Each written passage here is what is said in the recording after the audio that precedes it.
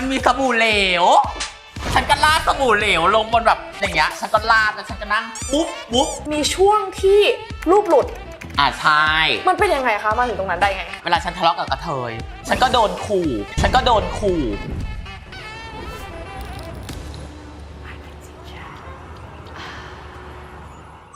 Hello and welcome to I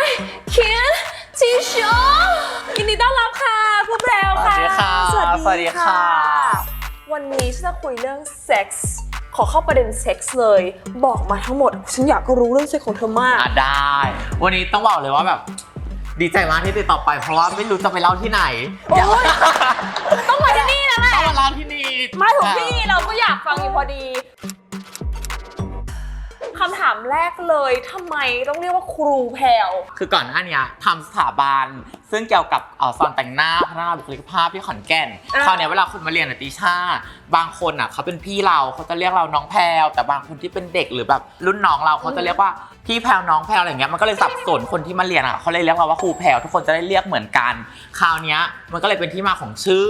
แต่คราวนี้พอเรามาอยู่ในแบบโลก Twitter ไงมันก็ต้องแบบหาอะไรที่แบบคนจำได้เนอะป่ะเราก็เลยเอาครูแพรวที่แบบคนอื่นเรียกแล้วเราคิดว่ามันซิกเนเจอร์ดีคนน่าจะจำได้เราก็เลยเอาอันนี้มาตั้งคนก็เลยจำได้ในชื่อครูแพรวก็เลยแบบใช้ครูแพรวมาเรื่อยๆลดขอถาม experience เซ็กส์ครั้งแรกของครูเลยคือมันเริ่มตั้งแต่ว่าเราเป็นเด็กใช่ไหมแล้วโรงเรียนเราก็จะมีเรียนวิชาว่ายน้ำพอเรียนว่ายน้ำเสร็จใช่ไหมมันก็จะต้องอาบน้ำแต่งตัวไปเรียนวิชาต่อไปเวลาเด็กผู้ชายเรียนว่ายน้ำด้วยกันเขาจะไม่ได้เอาของอะไรมาแต่กระเทยคือเตรียมไปพร้อมที่เช่าใช่ไหมเพราะฉะนั้นมันจะมีของมาตั้งล่อไว้หน้าห้องน้ำเลยกระเทยจะพูดด้วยเสียงดังมึงเสร็จยังมึงทำอะไรอยู่เอาอันนี้มายืมหน่อยเพื่อให้ผู้ชายได้ยินเสียงเราแล้วเสร็จแล้วคราวนี้เราจะเปิดประตูไว้นะแต่กระเทยคนไหนที่เงียบไปแสดงว่าผู้ชายโหวตแล้วมันก็จะเงียบเนี่ยเพราะว่ากิจกรรมปากมันไม่ว่างแล้วคุยไม่ได้แล้วคุยไม่ได้แล้วบอกว่าทำอะไรอยู่ไม่ได้แล้วเราอยากจะแบบว่ามีเซ็กนะชาแต่แบบว่าเราทำไม่เป็นเราสมัยนั้นเราไม่กล้าเปิดคลิปเพราะว่าคอมโรงเรียนมันติดกับลำโพงแต่ฉันไม่ใช่ว่าจะอยู่บ้านรูปฉันเซฟใส่แผ่นดิสกลับไปบ้านนะเทปรูปสมัยนั้นคลาสต่อมาครั้งที่ฉันแบบตั้งใจแล้วว่าฉันจะแบบได้แน่รอบนี้ได้แน่ความพีคอยู่ที่ว่าสมัยนั้นมันมีเจลติช่ามันมีสบู่เหลว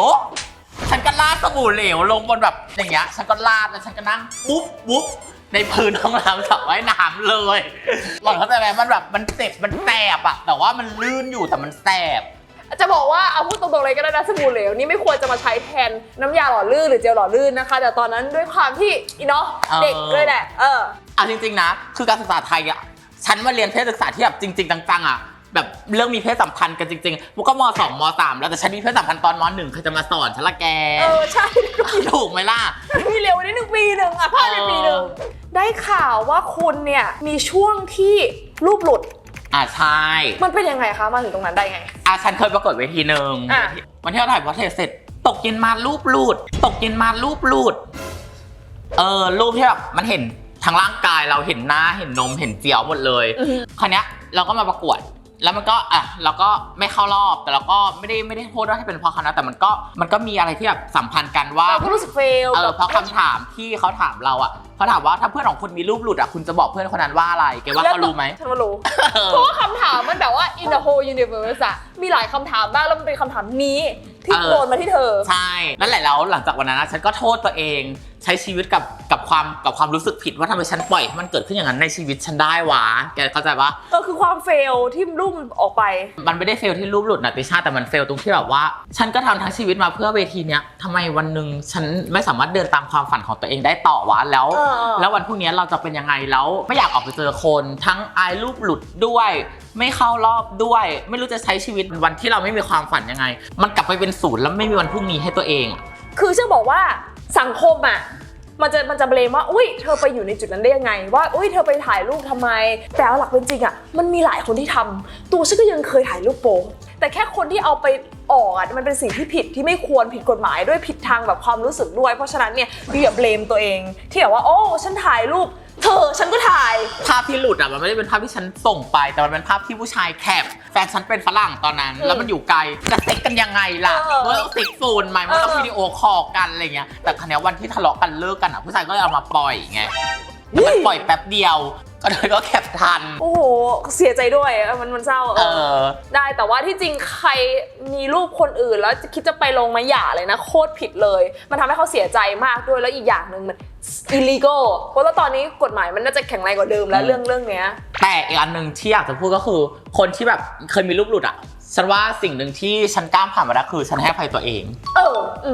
อันเนี้ยก็เป็นเรื่องที่สำคัญเหมือนกันว่าถ้าเราไม่รู้จักให้อภัยตัวเองติช่าเราเดินออกมาจากจุดที่เราไม่มีความสุขไม่ได้นะใช่มูแต่คิดดูอยู่ต้องอยู่ตัวเองทุกวันอะแล้วตื่นมันต้องมาโทษตัวเองแบบทำไมกูโง่อย่างนี้ทำไมกูทำแบบนี้มันเหนื่อยมากอะแล้วมันแบบน้องมันต้องให้อภัยตัวเองใช่นานไหมกว่าจะให้อภัยตัวเองได้จริงๆ8 ปี7 ปีอะพอต่อมาติช่ามันก็กลายเป็นว่าเวลาฉันทะเลาะกับกระเทยฉันก็โดนขู่ปล่อยรูปสมมติฉันทะเลาะกับแกเก่งเหรอติช่าฉันจะปล่อยรูปมึงนึกออกปะบีบคอตายเลยคราวนี้มันก็เลยกลายเป็นจุดที่แบบว่าฉันก็พูดได้แค่ว่าขอโทษนะถ้าเกิดยูทะเลาะกับคนหนึ่งแล้วต้องมาขู่เขาแบบเอารูปของเขามา sabotage blackmail ฉันรู้สึกแบบ that's low อ่ะมันต่ำมากเลยไม่รู้ใครคิดยังไงนะลองคอมเมนต์ดูว่าไอ้ตรงนี้มันอยู่ในจุดไหนแต่ฉันรู้สึกว่าอันนี้คือโคตรไม่โอเค Fun fact Sextortion หรือการบังคับข่มขู่ทางเพศบนโลกออนไลน์กลายเป็นปัญหาใหญ่ของคนในสังคมปัจจุบันหลายคนถูกหลอกให้ถ่ายภาพเปลือยหลายคนถูกคนรักแอบถ่ายขณะกำลังมีเซ็กส์หรือเปิดของลับและถูกขู่ให้ทำตามในสิ่งที่อีกฝ่ายต้องการเพื่อแลกกับการไม่ถูกปล่อยภาพเหล่านั้นออกไปค่ะใครที่ตกเป็นเหยื่อของ Sextortion อันดับแรกควรตั้งสติและรวบรวมหลักฐานต่างๆส่งไปที่กองบังคับและการปราบปรามการทำความผิดเกี่ยวกับอาชญากรรมทางเทคโนโลยีเพื่อเอาผิดกับคนที่ข่มขู่เราได้ที่อีเมล tcsgstaff@police.go.th หรือที่เบอร์โทร 02-142-2556 ได้ตลอด 24 ชั่วโมงนะคะ แล้วอยากจะรู้ว่ามันเข้ามาอยู่ในวงการ แล้วเข้ามาเป็นตัวแม่แห่ง OnlyFans ได้ยังไงอะคะจริงๆมันไม่ได้คิดติช่าไม่ได้คิดว่าเราจะเข้ามาเป็นแบบตัวแม่ OnlyFans หรืออะไรเลยเราคิดแค่ว่าวันนั้นมันเป็นการขู่ครั้งสุดท้ายมันขู่มาอย่างเงี้ย7-8 ปีแล้วอ่ะมันเราจนฉันก็ไม่รู้จะแบบจะใช้วิธีการไหนแล้วฉันก็เลยแค่บอกกับตัวเองว่ากันตูก็มีรูปใหม่ไปเลยสิวันนี้ฉันต้องทำแรงใหม่เพื่อที่ฉันจะได้มั่นใจกับรูปที่ฉันหลุดไปไม่ต้องอายกับรูปที่มันหลุดไปแบบฉันไม่ได้ตั้งใจฉันก็เลยแต่งหน้าทำผมขึ้นไปถ่ายรูปฉันก็โพสลงทวิตเลยฉันก็เลยแบบเริ่มจะแบบว่าทำรูปให้มันแรงขึ้นชอบบอกแบบสเต็ปแรกหน่อยว่าอันนี้คือยังไม่แรงแต่แรงขึ้นไปยังไงจะได้แบบคิดภาพตามเริ่มจากถ่ายรูปหน้ากระจกโป๊ะๆอย่างงี้พอแชะเริ่มจากดูเซ็กซี่แต่ว่าฉันรู้สึกว่าเซ็กซี่ใครก็ทำมันต้องเริ่มดูร่านแล้วนึกออกไหมโอเคฉันก็เริ่มเป็นแบบจากอย่างนี้เป็นอย่างนี้จากมีชุดก็เริ่มแบบถอดเสื้อจากแบบถอดเสื้อก็เริ่มถอดกางเกงแอบงูก่อนแอบงูจนหลังๆฉันรู้สึกว่าก็เทยมันแอบงูกันทั้งประเทศแล้วอะถ้ากูจะเปิดงูไปเลยคนแรกมันจะเป็นใครไปล่ะนึกออกไหมฉันก็เริ่มเปิดงูคราวนี้ฉันก็เริ่มมาทำเป็นคลิปแล้วคนก็รีทวิตเร็วมากยอด follow ขึ้นเร็วมากแต่ประเด็นน่ะคือมันก็หลุดพ้นจากความกลัวทุกอย่างได้ไงติช่า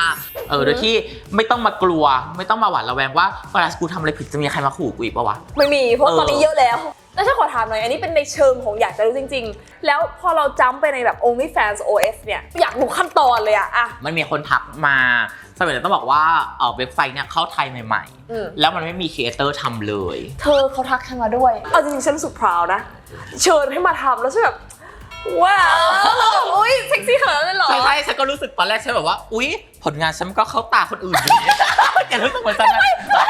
คิดเหมือนกันอย่างเงี้ยนั่นแหละเสร็จแล้วคราวนี้เขาก็ทักมาฉันก็อุ้ยน่ากลัวว่ะไม่เอาละกันแล้วฉันก็รู้สึกว่าตอนนี้เราทำเอาจอยทำเอาสนุกอยากมาปลดปล่อยถ้าสมมติว่ามันมีคนที่เข้ามาแบบมาจ่ายเงินเพื่อจะดูเราอ่ะมันคงจะมีความคาดหวังไว้ในนั้นมั้งฉันก็เลยไม่อยากทำฉันก็เลยปฏิเสธเขาไปรอบ2เขาทักมาอีกฉันก็เลยถามคนที่แบบเคยทำว่ามึงมันได้เงินจริงป้าอะไรอย่างเงี้ยเขาบอกก็ได้นะอะไรอย่างเงี้ยได้กรุบกริบข้าวกะปิน้ำปลาเขาบอกว่าโอเคงั้นเดี๋ยวฉันลองดูก็ได้ไม่เสียหายเขาก็แบบแนะนำการทำอะไรอย่างเงี้ยติช่าพอเขาแนะนำเสร็จปุ๊บ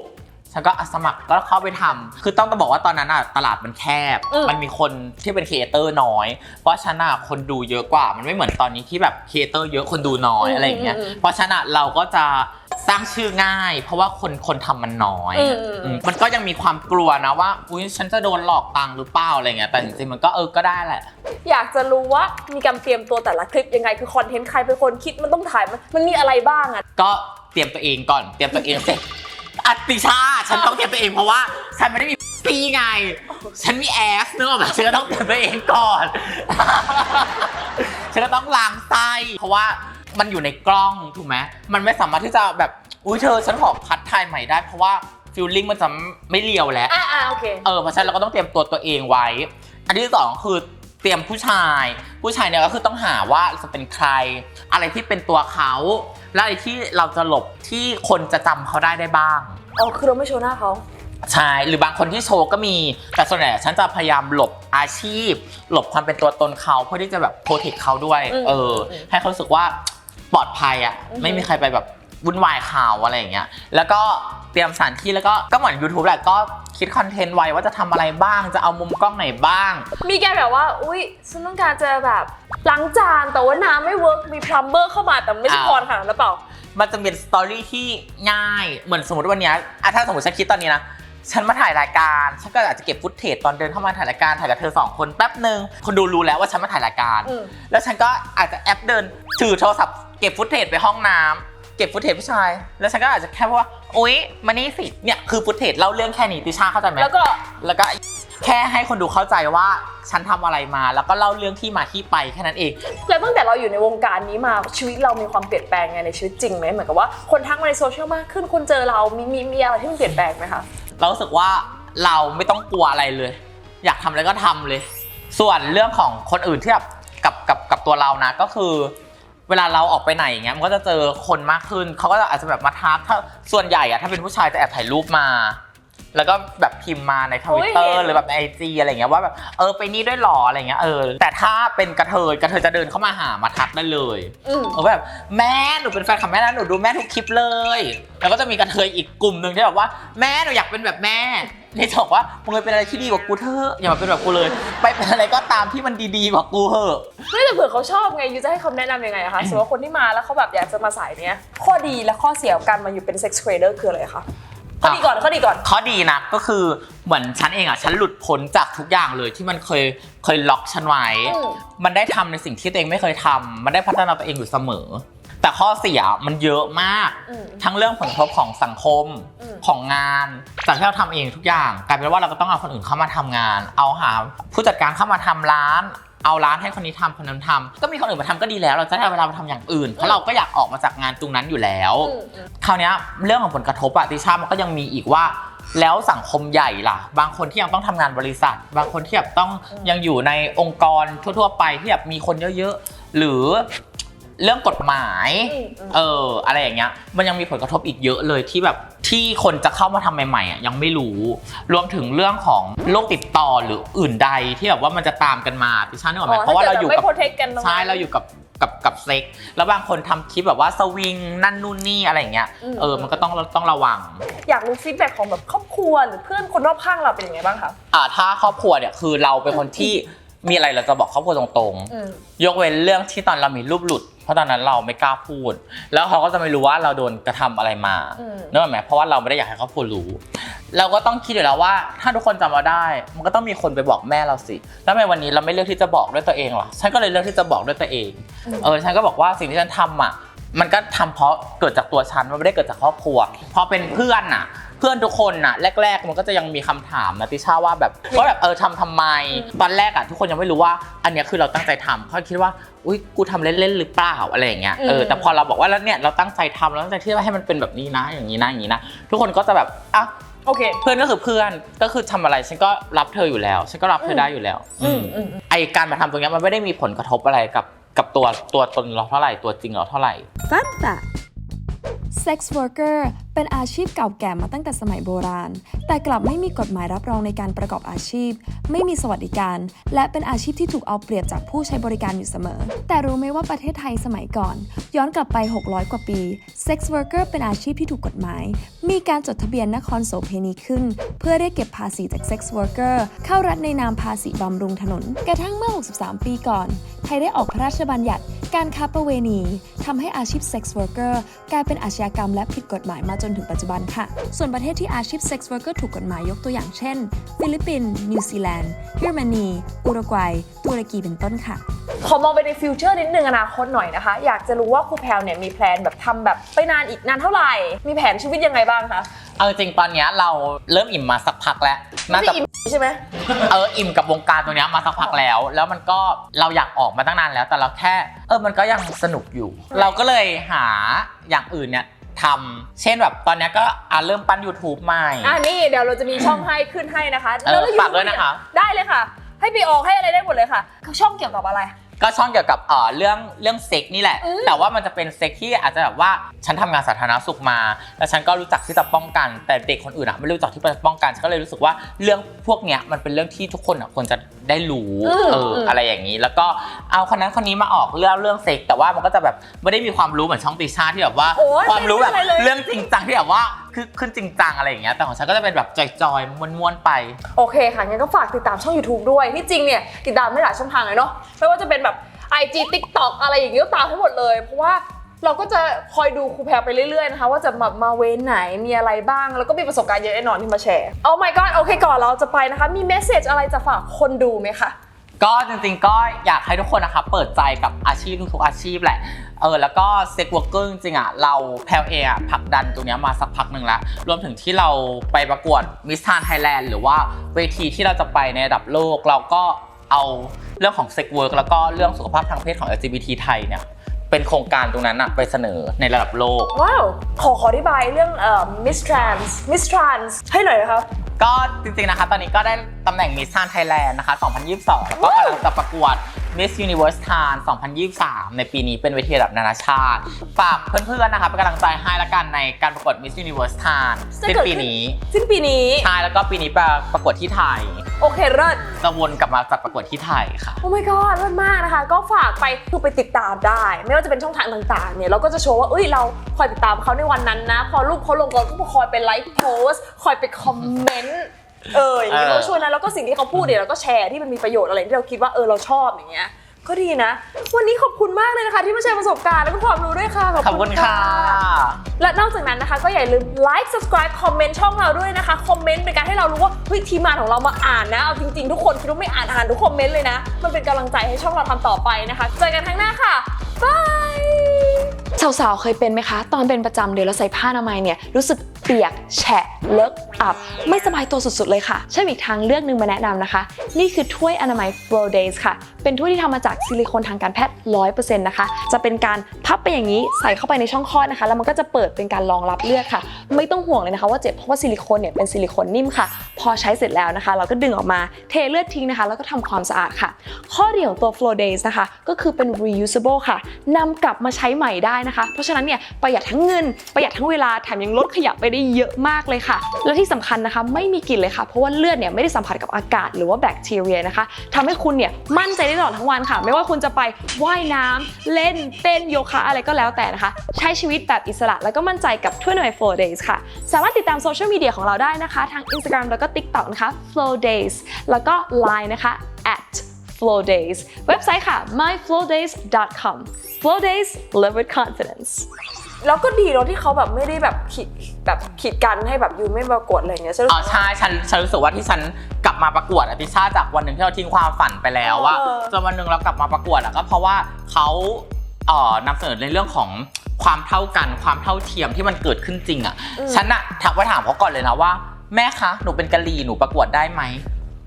เขาบอกว่ากระเทยเป็นขอทานก็มาเวทีนี้ได้กระเทยแขนขาดขาขาดก็มาเวทีนี้ได้กระเทยตาบอดบอกตัวเองสวยก็มาเวทีนี้ได้เพราะเวทีแม่คือเวทีที่มันเท่าเทียมแล้วก็เท่ากันโอ้ว้าวใช่ฉันก็เลยรู้สึกว่างั้นเวทีนี้มันก็เป็นเวทีฉันแล้วแหละฉันก็เลยไป